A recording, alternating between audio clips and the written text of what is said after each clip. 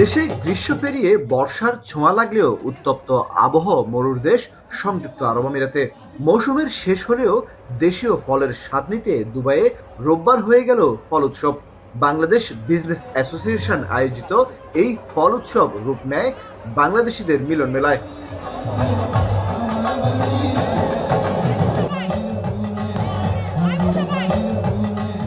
আমিরাতের বিভিন্ন প্রদেশ থেকে এতে অংশ নেন প্রায় ৭ শতাধিক প্রবাসী বাংলাদেশি।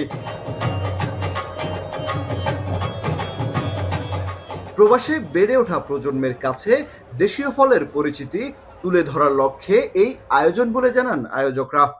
এই আয়োজনটা করার উদ্দেশ্য হচ্ছে যে আমাদের ছেলে মেয়ে যারা আছে বাংলাদেশ এই দেশের জন্ম হয়েছে, প্রবাসে দীর্ঘদিন থাকে, তাদেরকে এই ফলের সাথে পরিচিত করে দেওয়া। আমাদের বাচ্চাদের সঙ্গে আমাদের যে সমৃদ্ধি সেটার সাথে যদি আমরা পরিচিত না করাতে পারি, আসলে আমাদের প্রজন্মকে যদি আমরা উদ্বুদ্ধ না করতে পারি, এগুলো সব বিলুপ্ত হয়ে যাবে।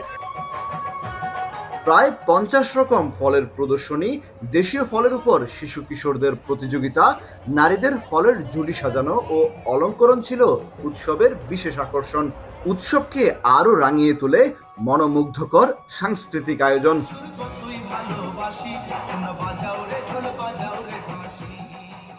এখানে আমার ফার্স্ট টাইম এরকম একটা ফ্রুট ফেস্টিভ্যাল আসা। এখানের মধ্যে অনেক রকমের ফ্রুটস দেখছি, তারপরে লাইক যেমন কাঁঠাল, আম, অনেক টাইপের দেশি ফল ফ্রুট দেখলাম, আনারস দেখলাম, কাঁঠাল দেখলাম। আমি পার্টিসিপেট করছি আর্ট কম্পিটিশনে। অতিথিরা আগামীতে এই আয়োজনের পরিসর বাড়ানোর অনুরোধ জানান। সরকারি সহযোগিতায় অন্তত ৩ থেকে ৫ দিনের প্রদর্শনী সহ ফল বেচাকেনার ব্যবস্থা রাখার পরামর্শও দেন তারা।